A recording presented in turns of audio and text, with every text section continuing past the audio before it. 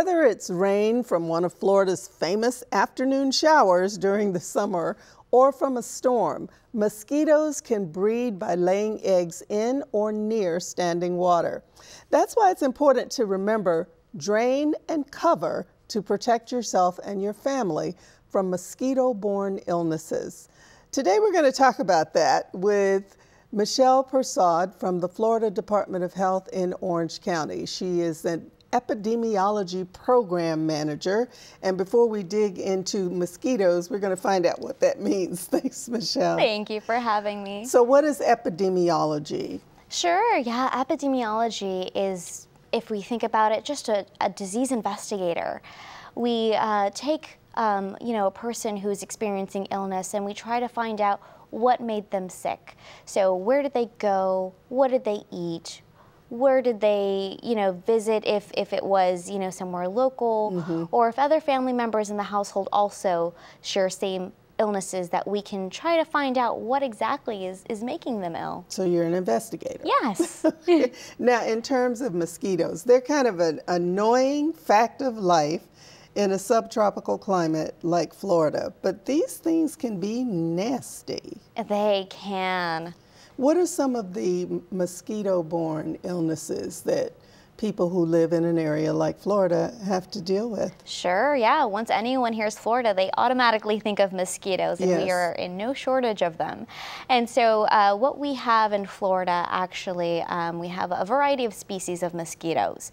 And some of those mosquito species can transmit diseases. Okay. And so what's common in Florida is actually West Nile disease, Eastern equine encephalitis, but we also do see a lot of other mosquito diseases that aren't normally found in Florida. Okay, like what? Yeah, so like dengue, malaria, yellow fever, chikungunya, just to name a few. Okay, and before we scare people and they don't want to go outside, how can we kind of get ahead of the game? What can we do to protect ourselves? That's a great question. So we always urge residents and visitors who are here in Florida to do the two basic steps, which are drain and cover. Okay.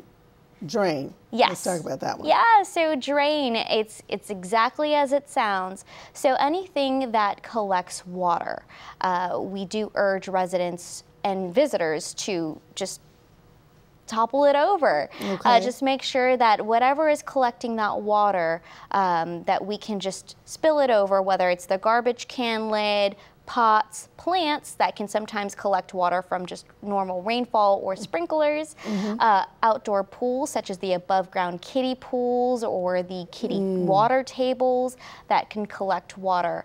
So we also want to encourage residents that if they have any items such as tires or appliances, anything that you have laying around the yard that can collect water, that we remain vigilant so we don't encourage a breeding ground for these mosquitoes. Okay. And then cover. And cover. So cover we mean by just wearing protective clothing, so shoes, socks, long sleeves, long pants, wearing mosquito repellent, anything that contains DEET or anything that is safe for your family according to package instructions. And also to cover by our doors and windows with protective screening.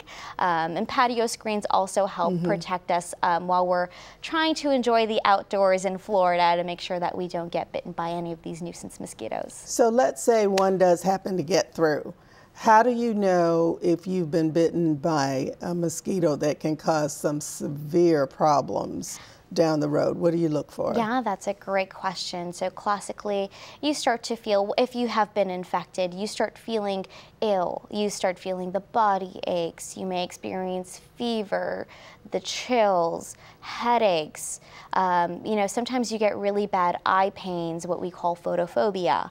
And so you just start feeling really icky. Sometimes we like to think that, I'm just sick. Something I ate made me sick, or maybe I'm experiencing respiratory symptoms. So it's always good advice that when you do feel those symptoms, and you know that if you have traveled to an area or a country where those diseases are endemic and are circulating, to go seek medical attention. And you can find all the symptoms and signs and phone numbers on your website. Absolutely. But when in doubt, call. Call, yes. Right.